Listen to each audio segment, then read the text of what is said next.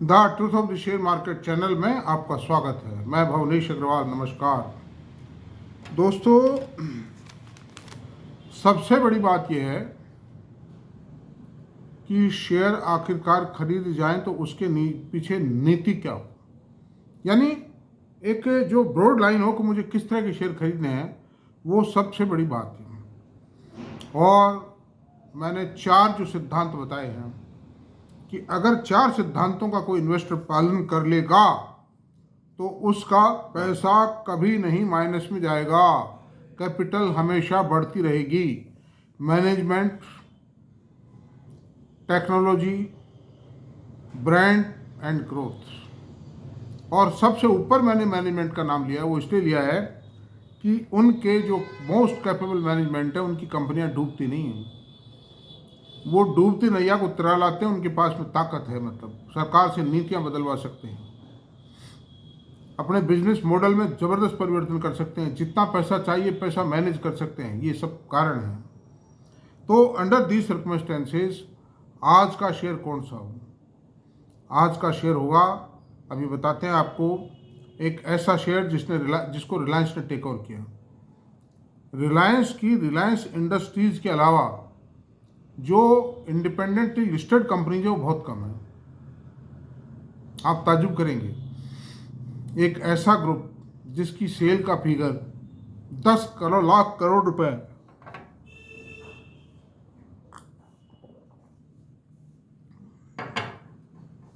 10 लाख करोड़ रुपए जिसकी cell figure है, और उसकी कंपनी सिर्फ एक ही है, लेकिन एक आध कंपनियां और भी हैं। और उनमें जो मेन जो कंपनी है वो है जस्ट डायल, जिनकी नहीं है। They are not the original promoter. Original promoter was something different, उनसे वो कंपनी चल नहीं पाई। कंपनी की थीम और प्रोडक्ट एंड सर्विसेज तो बहुत शानदार थी, but they could not run the company successfully. They could not generate required profitability in the company for a very long period. परिणाम क्या रहा कि रिलायंस ने उसको टेक ओवर कर लिया।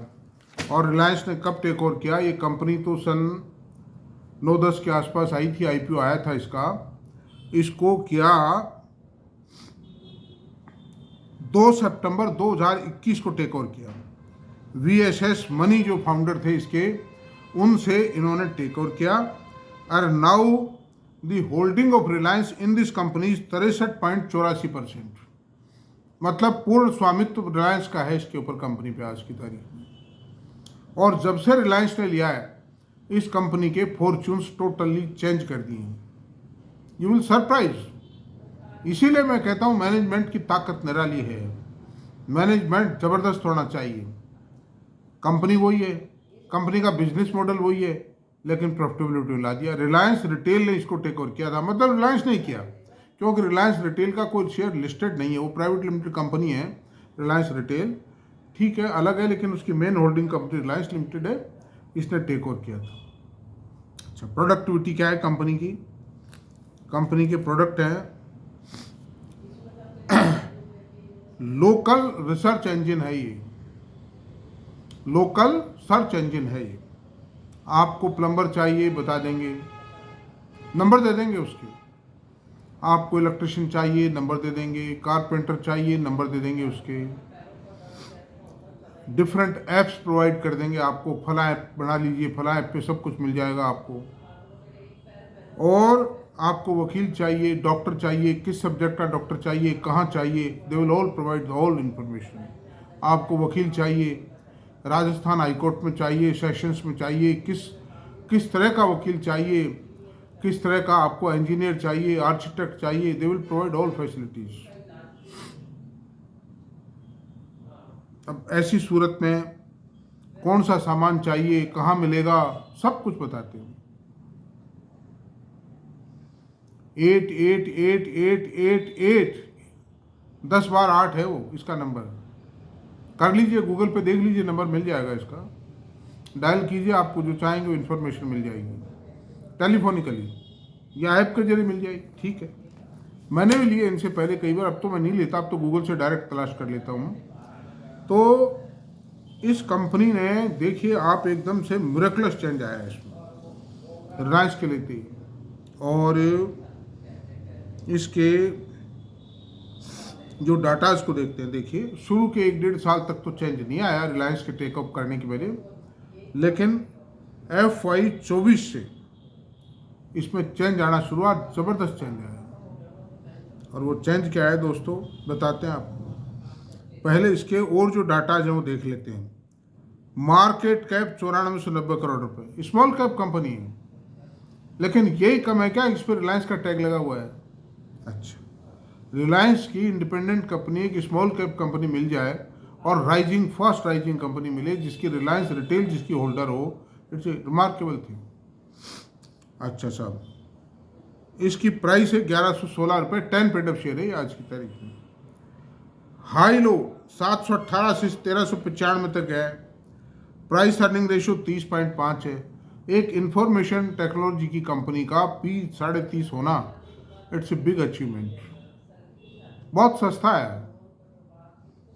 बुक वैल्यू 508 रुपये। डिविडेंड यील्ड, अभी डिविडेंड नहीं देती है कंपनी, रिटेन करेगी प्रॉफिट्स को क्योंकि फर्दर बिजनेस के लिए चाहिए। ROC 4.81, ROE 3.83, कम है ये, लेकिन कोई चिंता की बात नहीं, सब तैयार हो जाएगा। Face value 10 rupees. अब चलते हैं 5 ईयर्स में क्या किया है। क्योंकि मैनेजमेंट ने प्रमोट कर दी, कंसेप्ट अच्छी थी, सब कुछ अच्छा था, but management could not bring it to profit. इसीलिए प्रॉफिट था, but it was a very nominal profit, it was not countable, it was not cognizable by the market. Under these circumstances, the share could not take एक adequate appreciation in the share। तो अब 5 years की बात बताते हैं। 5 साल पहले share का रेट 600 रुपये था, आज 1116 रुपये। ये जो कुछ आया ये भी अभी आया है। शुरू में जब कंपनी लिस्ट हुई जब तो काफ़ी महंगा था, 1500-2000 रुपये के आसपास रेट था इसका। ये बात है आज के 14 साल पहले की, लेकिन फिर बाद में वो गिरता चला गया because the company could not perform as per the market expectation. इसलिए अब एप्रिसिएशन आ रहा है। अभी तो 1395 तक भी गई थी कंपनी, मंदी में गिर गई, अभी झटका लगा जब वापस सुधर जाएगी। मेरी रिकमेंडेशन नहीं है, मतलब आई डोंट रिकमेंड एनीथिंग। अच्छा, अब इसके क्वार्टरली रिजल्ट्स पे चर्चा करते हैं। देखो किस तरह ड्रामेटिकल वे में ग्रोथ आ रही है कंपनी में। सितंबर 23, जून 24 और सितंबर 24, इन 3 क्वार्टर्स का कंपैरिजन करेंगे हम। ईयर ऑन ईयर और क्वार्टर ऑन क्वार्टर हो जाता है इससे कंपैरिजन। सेल है। मेरा एक रिक्वेस्ट है आप लोगों से कि मेरा वीडियो पूरा देखें प्लीज़, मैं भूल जाता हूँ कहना। आप पूरा वीडियो देखें जब भी कोई सार्थकता है, अदरवाइज कोई मतलब नहीं है। My duty is to develop confidence you, my duty is to deliver a educational lecture to you. मैं टिप नहीं देता हूँ, मैं परमानेंट काम करता हूँ। आप अपने पोर्टफोलियो खरीद कर रखिए, आप मालूमाल होंगे, आपकी तकदीर बदलेगी। मतलब मैं ये टेम्परेरी फुटपाथ का काम नहीं करता हूँ, मतलब। Thank you. सुनिए, सेल 261 करोड़ थी सितंबर 23 में, जून 24 में 281 करोड़ रुपए हुई और सितंबर 24 में 285 करोड़ रुपए, कंटिन्यू ग्रोथ। प्रॉफिट 72 करोड़ था सितंबर 23 में, फिर जून 24 में 116 करोड़ रुपए हुआ और सितंबर 24 में 141 करोड़ रुपए हो गए। अर्निंग पर शेयर 8.44 थी सितंबर 23 में, ये भी रिलायंस लाया था वरना थी नहीं पहले, मतलब टोटल। जून 24 में 16.61 हो गई और सितंबर 24 में 18.62 हो गई, मतलब। तो अंडर दीज सर्कमस्टेंसेज दोस्तों, more than 100% growth year on year. The company is neglected by the investor. लेकिन जो कंपनी 100% से ज़्यादा ग्रो कर रही है, how we can ignore that? This company is not ignorable. लोग कहते हैं स्मॉल कैप कंपनी बताओ साहब जो मालो। अरे जो चल चुकी उस कंपनी को बताने से क्या फ़ायदा? जो कंपनी चलने को तैयार खड़ी उसको लो ने 100% ग्रोथ के साथ। अच्छा, मार्जिन सन 23 में 19% थे और अभी इसके मार्जिन 38% है। 29% margin, it's not a small thing. अच्छा, अब प्रॉफिट एंड लॉस की बात करते हैं एनुअलाइज बेसिस पे। 5 साल का एक चट्टा देखते हैं इसका। इसकी सेल थी FY19 में 892 करोड़ रुपये, बढ़ी नहीं पा रही थी ना, मैं कह रहा हूँ। FY23 में 845 करोड़ रुपये, कुछ गिरी। रिलायंस ने टेक ओवर किया, कुछ चेंजेज किए, कुछ रिस्ट्रक्चरिंग किया बिजनेस का, तो उससे थोड़ी गिरावट आएगी। और टीटीएम, जो टीटीएम सेल है वो 1101 करोड़ किया, ये एकदम से स्पॉट आ गया कंपनी में। ऑपरेटिंग प्रॉफिट मार्जिन 26% था सन 19 में, 23 में 21% आया, फिर अब 27% है। और क्वार्टरली में तो 38% आया लेटेस्ट क्वार्टर्स में। नेट प्रॉफिट 207 करोड़ था सन 19 में, 23 में 163 करोड़ रुपये, और टीटीएम प्रॉफिट 503 करोड़ रुपया, यानी कि ईयर ऑन ईयर भी आप ये देख लीजिए 16×48 3 टाइम प्रॉफिट हो गया इसका, 3 गुना प्रॉफिट है। और रिलायंस का मैनेजमेंट है, ध्यान ही नहीं है लोगों को, पीपल्स आर नेग्लेक्टिंग इट। लोग खरीदते हैं रेल विकास निगम, इरडा खरीदते हैं लोग,